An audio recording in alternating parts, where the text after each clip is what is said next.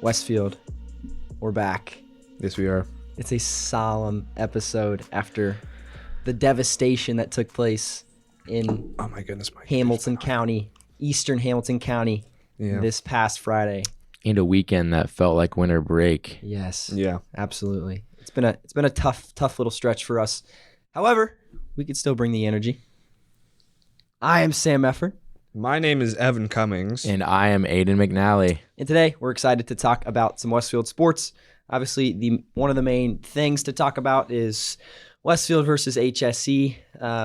We'll dive into that in a minute and why things maybe did not go Westfield's way, as well as some boys and girls basketball, and maybe some previews for some of these sports that are starting in the next week or so. So it's going to be an exciting episode, and we wanted to bring a football player on to sort of talk about things, but after some second thought, it'd probably be a better call to let them decompress a little bit, reflect on the season and reflect on that loss, and then we can have them on to sort of do that. So maybe next week we'll just have to play it by ear there. But boys, let's dive right into it. Westfield HSC 20-0 Hamilton Southeastern win. Rock's offense was not great at all. No. I think that's kind of something that everyone could see, and certainly just by looking at the score. But Aiden, what were some of your takeaways from the game? Yeah, so coming into this game, Kendall Garnett had 9 touchdowns alone in sectionals, something like that in the playoffs. Obviously, HSC's main focus is gonna be to contain Kendall Garnett.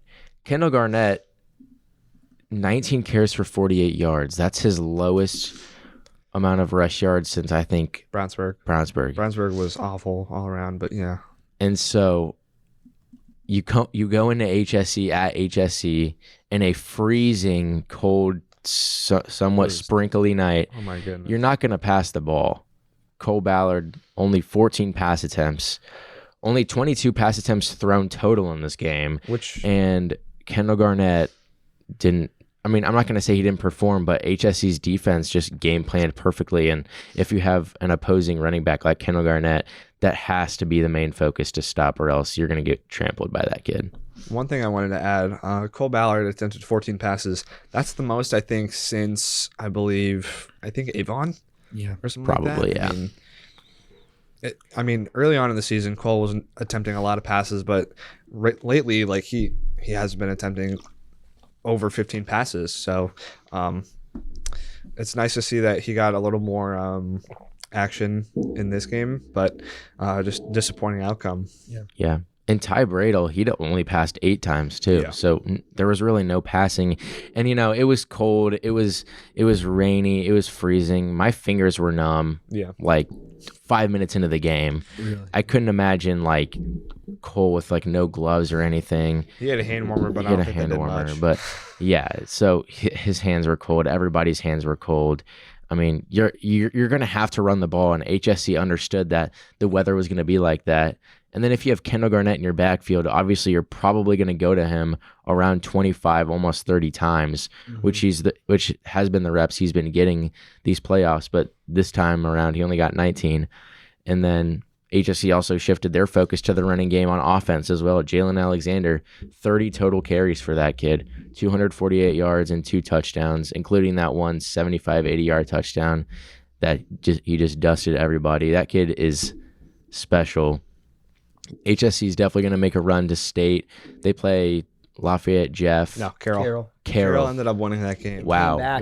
Wow. That's crazy. They were down, or they were up 27, and then Carroll came back and then won it. So Carroll, yeah, okay. So Carroll came back, saved their season. So HSC will match up against Carroll. I still think HSC takes that one too. That means it's probably going to be HSC against Cathedral Brownsburg. But yeah, Cathedral all around. Won. Cathedral won. And they played Brownsburg. Oh, that's right. That's right. And so it's going to be HSC Cathedral. Central, so. Yeah. So, yeah, unfortunate loss. The weather conditions were just terrible. There's there's not much you can really say about this one. I mean, we got shut out. It was a great game plan put in by HSE. I think, kind of two main things, and one that you've already sort of hit on here, but, the offense was so, rough and could not get things going. And a lot of that is due to just the fact that HSE's front seven is just this elite. We've seen this week in and week out with teams, not being able to match some of their production from the rest of the season. And, certainly we saw it in our first matchup with them. We sort of just struck some potluck in the second half of that game to sort of bring it back to a closer game. But, this is a defense that is, I don't want to say historically good in the state, but, they are incredibly one good. Of the best in the state for sure. Yeah. And, it's certainly capable of taking them to where they want to go.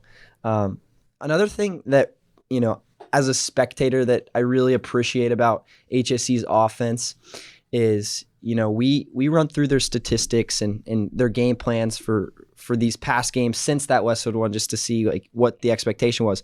And this is a team who runs the ball a lot, obviously, and it was no different tonight. But when you have a guy like Donovan Hamilton who can take the top off of defense, it makes it so much harder for a defensive coordinator to plan for that, because, you'd like to put 10 guys in the box. You'd like to put, 8 to 11 guys in the box. But when you have someone that's going to keep you honest the entire game in Hamilton, there's just not much you can do to sort of account for both of those factors. So, Bradle obviously didn't need to throw the ball, but certainly he could have, and still they would have found success. But obviously HSE is a phenomenal team, and it was a tough loss. Yeah. There's really just not much to say. I mean, we didn't have enough for them. Offense couldn't produce. Defense, for the most part, did their job. Stopped them a couple times, but, I mean, they had time of possession by, I believe, 2 times as much as we did. We had 16:55. They had 32-33 or 23. Sorry. They controlled the ball. We had less penalties though. We were more disciplined. Less penalty yards. They had 20 first downs to our 7. I don't believe we got in the red zone once. I don't think so in either. This game. And then they had 19 more plays. So again, not much that we could do. HSE is just a really good team. And next year we'll come back. Yeah, I think one thing to take away is, despite this loss in a tough environment, in a cold environment, this was a Westfield team that was very fun to watch, and I think we would all argue they probably overperformed. What we had expected for them in the season, especially towards the end of the season. Mm-hmm. And it's nothing to shy away from saying that this team had some legitimate momentum heading into a game like this. And, just the past few playoff weeks, it really felt like this is a team that could get back to the state championship, despite, losing a ton of guys from last year's team. So, once, coach can figure out quarterback situation next year, this should be a team that's ready to be, contenders. The creme de la creme in high school football once more. So they're going to be talented next year. Yeah, absolutely. They have a lot of young talent for sure. Yeah. But again, we can't take this 20-0 loss away from them. I mean, just like Sam said, he said it perfectly. We were expecting this team to probably not even make it past the first round of sectionals. Yeah. Well, depending on who we drew, but still, if you told me that we would have beat Carmel 28-9 in the first round of sectionals as soon as we lost state last year, I would not believe you. No. After state last year, I had very little to no hope that we would make it out of the sectional this year. Only because we lost so much talent. On probably our most talented class that's ever been here. I mean, we lost most of our special teams. We lost a lot of receivers. We lost almost our entire defense. And we rebuilt that. Over the summer, you go into a new season with your new toys and you're testing them out, and by sectional time you're ready to rock and roll. So it was just a great season, very talented players. Gonna lose some special talent for sure, and we will certainly be back next year. Yeah, absolutely. And moving past that, let's talk about some girls basketball a little bit. Yes, sir. This team had their first loss of the season on Saturday against Lawrence Central, 50-37. Unfortunately, no statistics were posted for that one. as of yet. But a huge matchup this Friday against the Fishers Tigers, who, if you guys remember, is the team that has knocked us out of sectional play the last 3 years, Wow. including last year where they were very good, hitting a lot of shots. Mhm. So this is going to be, kind of a meaningful game for some of these girls who have been on those rosters before. And, Fishers is one of the better teams in the state of Indiana, so it's going to be a fun one to watch. Yep. Fishers is 5-0 right as of right now. Very impressive wins as well. It's not like they've had an easy schedule either. They've played Ben Davis, which was a close win, Center Grove, which was a close win, and then destroyed Anderson, Columbus East, and Elkhart. But those two, Ben Davis, Center Grove scores really shows that if they can beat those teams by a couple or a few possessions, this team is very capable of going far. So this Fishers team is going to be very good. This is a home game for Westfield. They're opening up conference play at home, which is very important. Or no, never mind. They're away. I was Sorry. about to say, I looked at you. Sam and I looked at you like. Okay, really yeah, I'm weirdly. sorry. I'm on Fisher's page right now. Okay. Good. So yeah, that makes sense. This is an away game for Westfield. They're opening up conference play on the road at Fishers, which is going to be tough, but I believe that they're going to pull this one off. They have a lot of momentum going forward. They've shown early in the season so far that they're capable of doing great things.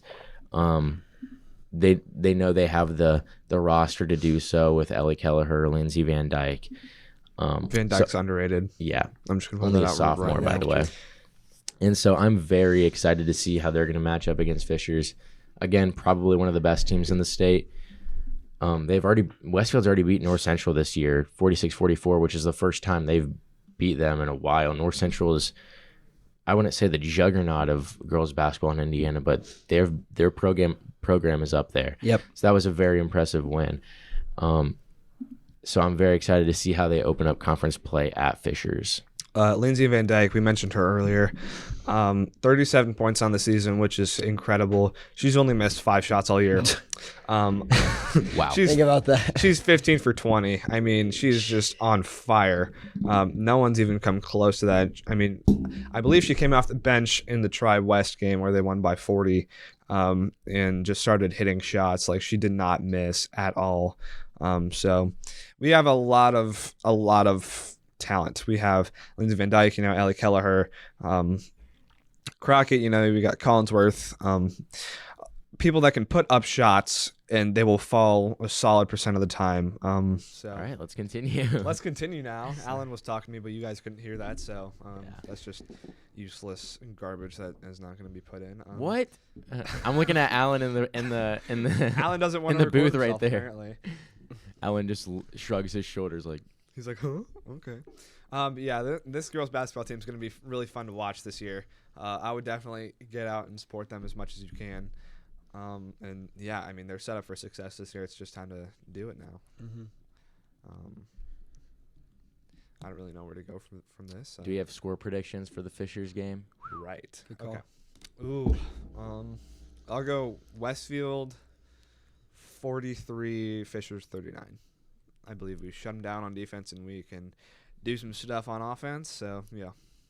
I'll play devil's advocate here. Okay. All right. Fishers 37, Westfield 29. Wow. The 3-ball. Low scoring. They've put up game. 73 in their last 3 games, by the way. Okay. I'm gonna say Defensive struggle. this is a game that could go both ways, but I'm gonna be the devil's advocate with Sam. Okay. I'm gonna go Fishers 49, Westfield 46. I think they'll keep it a 1-possession game Absolutely. and potentially win. Whenever we legit. say that, not regardless of the sport, whenever we say that, it's always never a close game. And whenever you're we right. predict a blowout, it's never a blowout. So. Yeah. Or if it's 42-21, then we're Yeah. spot on. Yeah. All right. The only correct score The only prediction of correct this score. Out of the hundreds that we've made Yeah. so far. out of the 10 weeks we've 10 weeks you've done this podcast, Sam is the only one to get a score prediction right. Bingo, baby. All right. This one's an Evan segment right here. Evan was lucky to be in attendance at the Westfield versus Burbuff scrimmage last night. let's hear some of your thoughts. Obviously you were on photography duty as well, so Yes. what maybe not necessarily the most intent watching experience, but what did you see from this team, and what can we expect? I noticed a lot of good passing. First of all, that's key. Sumter's drew up a lot of good plays where they keep the ball moving a lot, and not a whole lot of dribbling either. Whenever they're getting in the zone, so not a whole lot of dribbling whenever they're off. I don't know what I'm saying. But they didn't dribble a whole lot whenever they were passing the ball. And I guess that's a good thing. You want to keep the ball moving as much as possible. Trey Buchanan really did well. He hit a whole lot of threes. I believe in the third or fourth quarter, it might have been the fourth, he heated up. He came off the bench and then hit a couple threes and a couple mid-range jumpers. I don't know what he ended with, but he said he thought he ended with something in the 20s. Dang. Alex Romack threw down a couple dunks. He was good in the paint all night. He had some good defense. Something I noticed as well, other than those two, shots were hard to come by. They weren't falling as much. You look at the new arrival. Actually, I take that back. Sam Bishop had a couple threes, which were very clean. But other than those three, the returning varsity guys, we didn't see a whole lot of action from shots falling. Will Harvey, Max McComb, Charles Farrell, they didn't hit a whole lot of shots. They were mainly there to pass. Saving them for Kokomo. Yeah, I guess. But it was honestly a really solid game.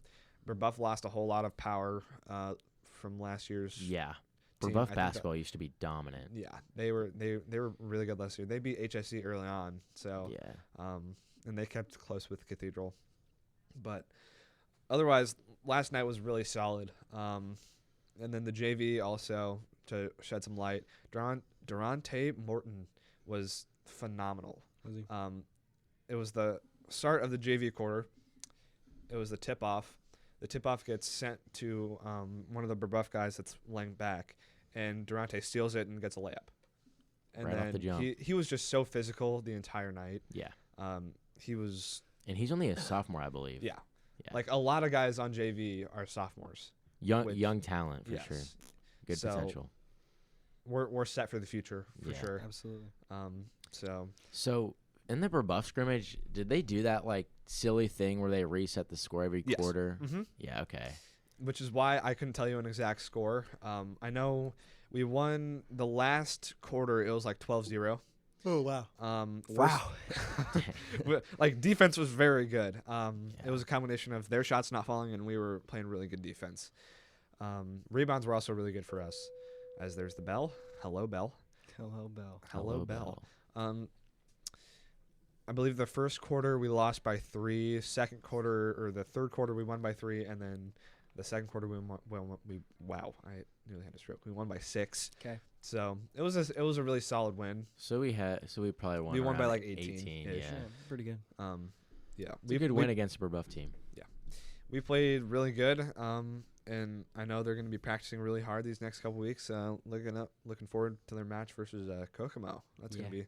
I'm so excited for that game. I think that's away though. No, right? it's home. It's home. I'm going to that. Yeah, Dude, it's gonna be a fun one. Pack the student section. It is gonna be fun. Crap. It is gonna be fun. One last thing I want to mention here. It's not Westfield relevant. Well, it kind of is. Braden Smith. He's him. I'm just gonna say that right now. We said it last week, and we'll say it again. I just got cut out, Alan. But it's back. Okay. Braden had 20 last night. Wow. He was tied most for the most points on the team. Zach E had 20 as well. He hit a lot of shots late. We didn't really see him a whole lot in the first half. But then once the second half started and we were, trying to run a comeback, Braden was certainly there.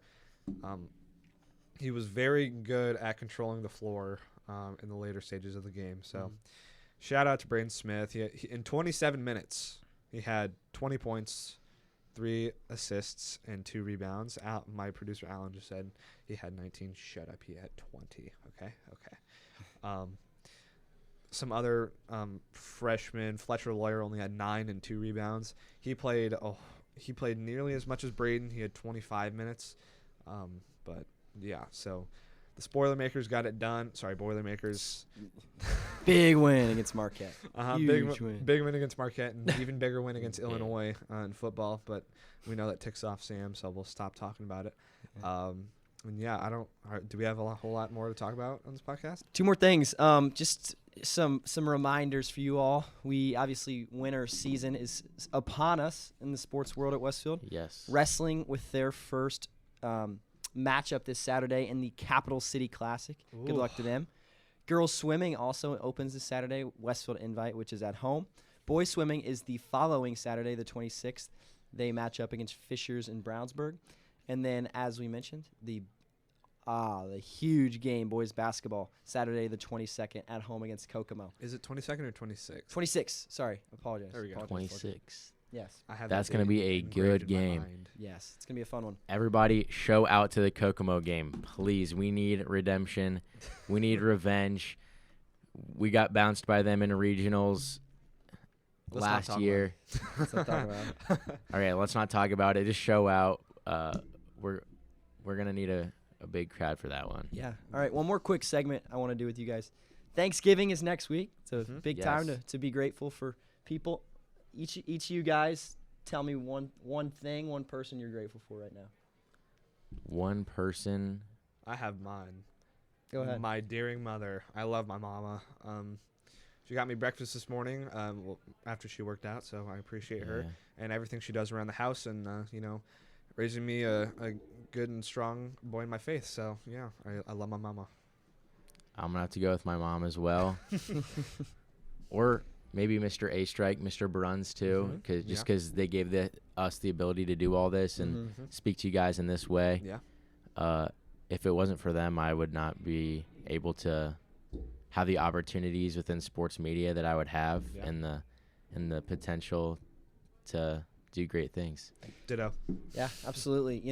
Mr. Bruns was going to be my pick, and this is someone who works his tail off in this building. He is always looking to, invest in new opportunities for students and foster opportunities for people to do things that they love. And, I remember when us three were talking about this idea last year and we started to have those conversations about it. And we approached him and he was all on board supporting us. And, even when things haven't been easy, experimenting with doing this, he's always been there for us. So Mr. Bruns is, a world-class man. And we're lucky to have him at Westfield High School, and excited for everything to come. So, absolutely. Another person I'm thankful for, of course, producer Alan. I was going to say that. Yes, Alan. Producer Alan. Oh my goodness, we love our producer. Yep. Right. And that'll wrap it up. Shout out. Go follow Alan on Instagram. That's at producer Alan. Right. Is it producer Allen or producer.Allen? I think it's producer.Allen. Producer.Allen. New account. ALAN. Allen spelled ALAN. Light that account up. We want 4,000 followers by the end of the week. All right. He's at 3,999 right now. Oh my God. We just need one of you guys to go follow. One of you guys, please. All right. So, thank you guys for listening. Take it easy this weekend and have a great holiday weekend if we do not talk to you by then. Peace.